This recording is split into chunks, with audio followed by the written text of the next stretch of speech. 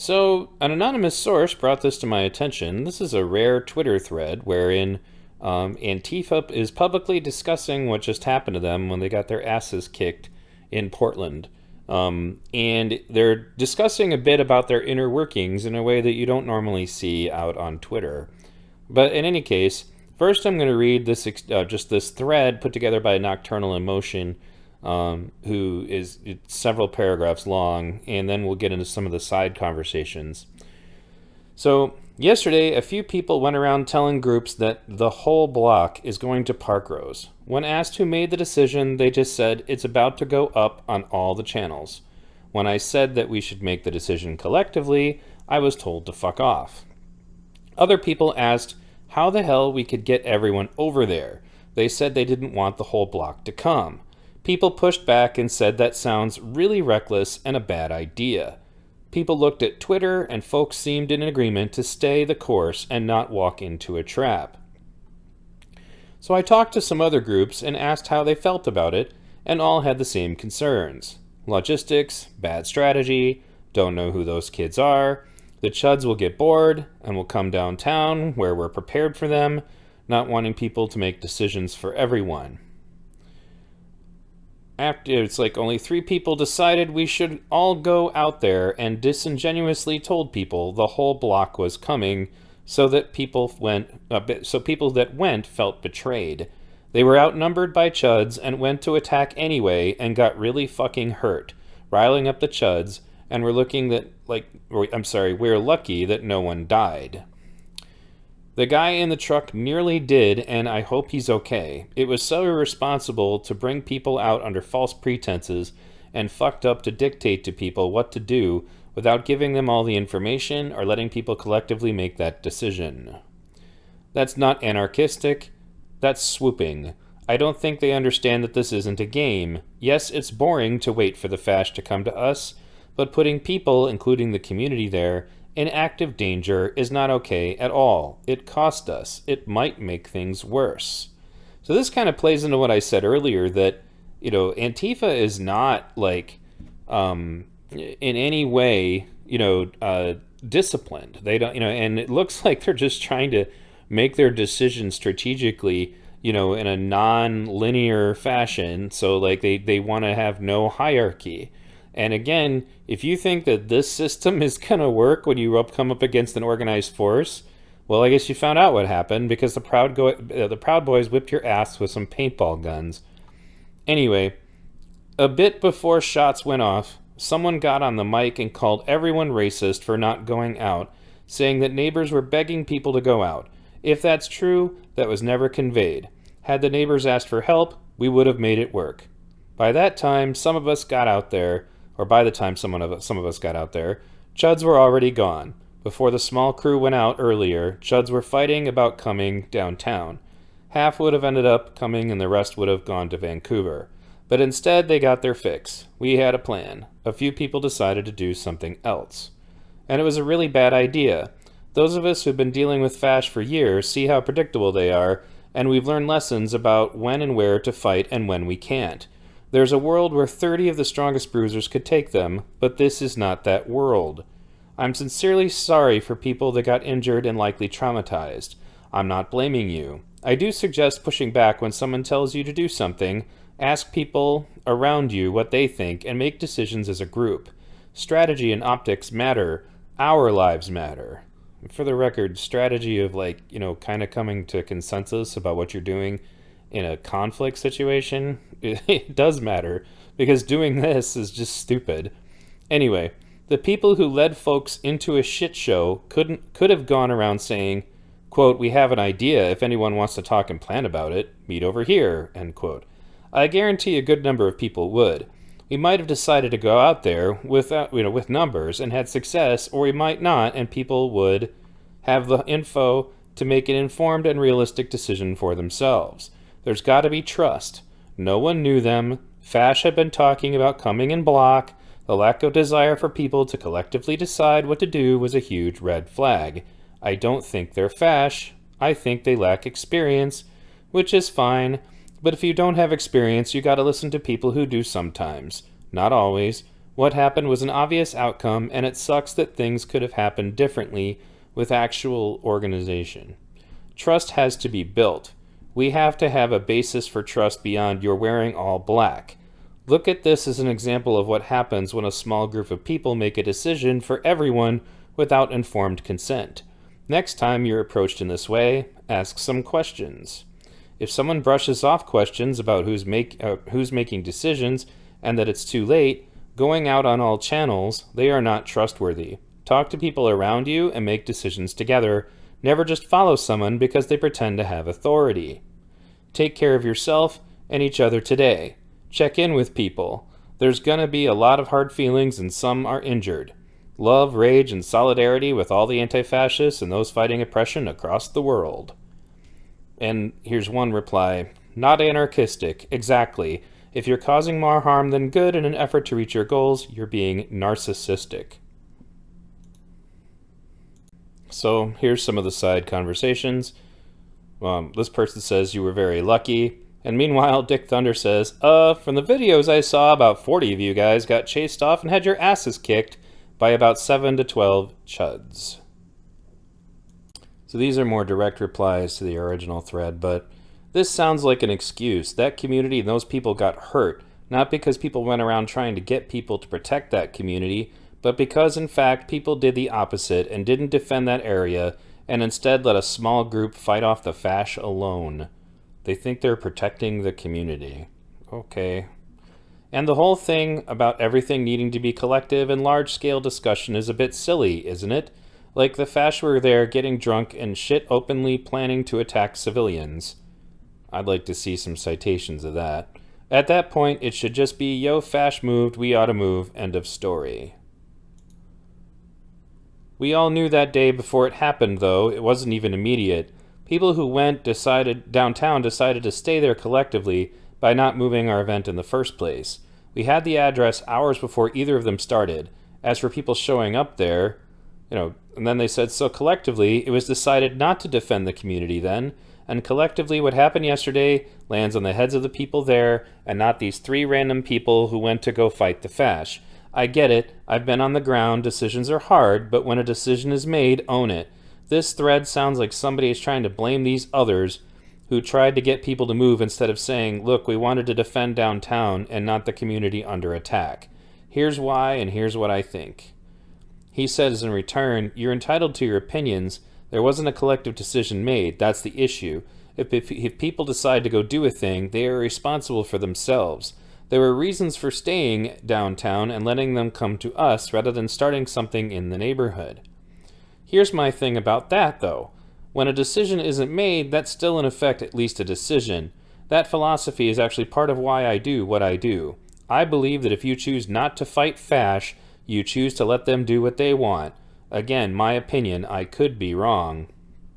This person named Missy says, I totally agree with you on that. Collectively, everyone decided it was either better, safer to stay downtown for their own reasons. I just think not enough people knew about the group that left to go and help. I've been staying off the front lines due to an injury, but if I knew people...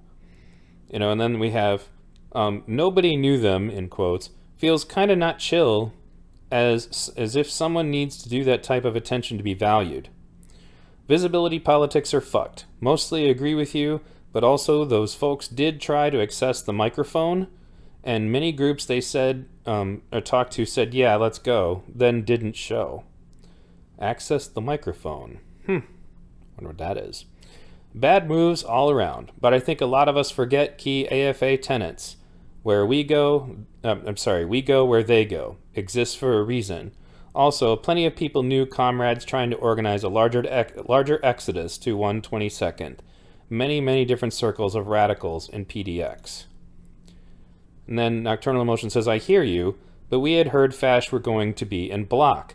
The complete lack of anarchistic principles made people sus. I never heard them on the mic. Maybe they tried, but they just told people what to do without listening to concerns. Had we all talked about it, we would have had... I'm sure he's going to have another thing down here. Let's see if he replies to himself. This feels like a pretty common mistake that happens to OTG. Two well-connected, organized networks clash anonymously, not for bad reasons, and I don't think, hard to trust folks when you and your crew feel super organized and trusted, and I think this goes both ways. Nocturnal Motion says, it didn't seem like two well-connected groups with different ideas, though. It was like three people that decided to do a thing and told people everyone was going. The other folks were just talking to people nearby them and all felt it was not a good idea, partially because it was being dictated. I just don't trust people that eschew making decisions together and try to lead a thing that's not going to go well, but giving people the impression that it was a plan we all agreed to.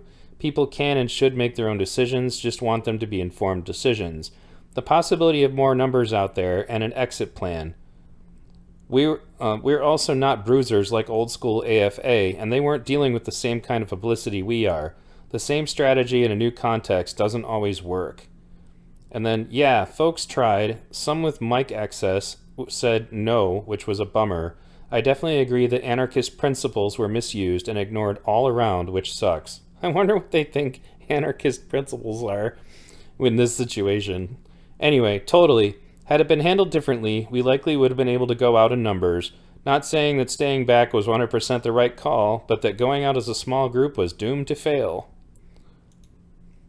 I don't even know if I would say it was a fail. Dangerous, risk, and traumatic? Absolutely. But a small crowd did manage to run them off and also facilitate that sweet, sweet video of Tiny crying about how the cops didn't protect him. Would have loved to see some constructive convo on how people could have deployed to 122nd better. Hopefully this is a good learning experience for everyone all around.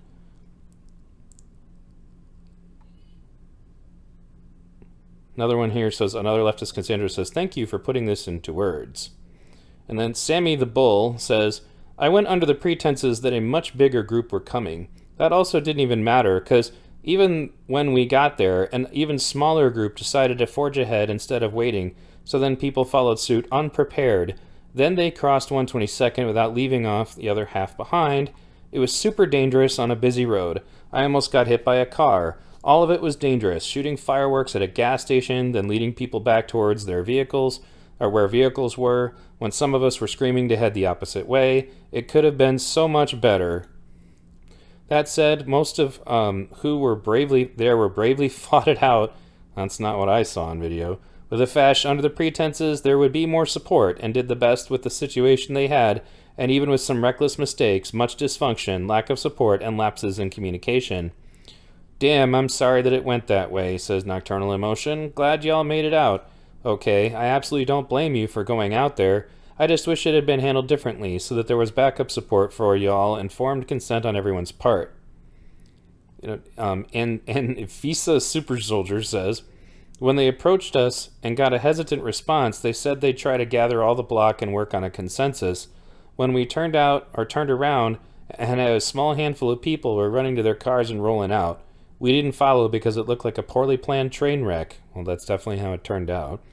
I feel bad that people got hurt, but I don't feel bad for not rushing headlong into a quagmire. Critical mass is a self-fulfilling prophecy. People showed downtown because it was clear they wouldn't be alone out there. They didn't show to 122nd because it wasn't. And then person says, great analysis. Thanks for writing this out. Thanks for you writing this all out. It sounds frustrating as hell. Great, Dad, for thank you for saying this. So a lot of people are basically, agreeing with what this guy is saying, but Viking Dad says, anarchy doesn't have leaders, and don't wait for well-planned coordinated attacks. Kind of goes against the anarchists are, right? What anarchists are, right? And then this person apparently says, as a resident in Parkrose, I was grateful that the block showed up and chased the fash out. They were making threats and spewing hate. I don't see any of that in the video either, but it's possible. What followed was scary.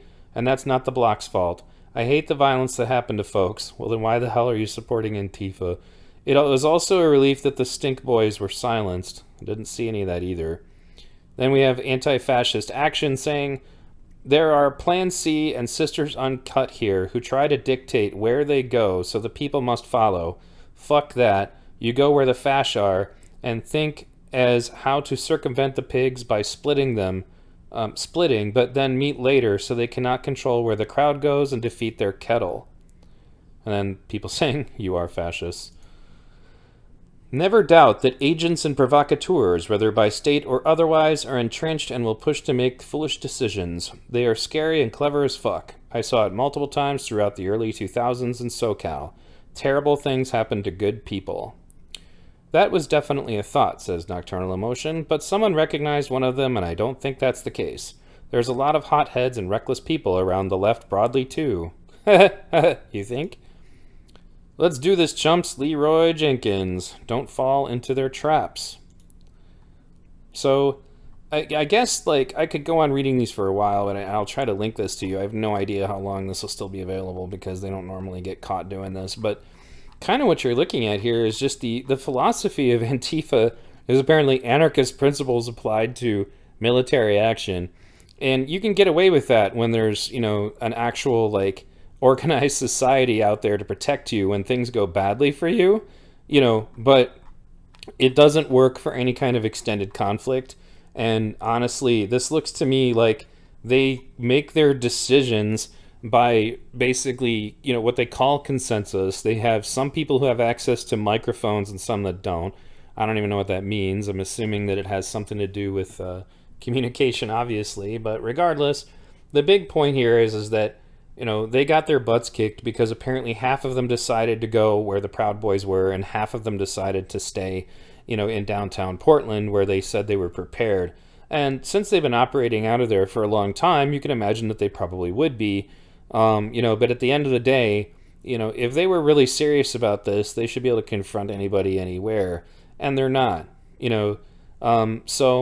I did link a video earlier, and this was about a shootout that happened in downtown Portland.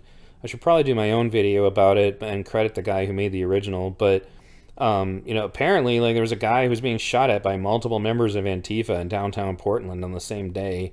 A lot of crazy stuff happened that day.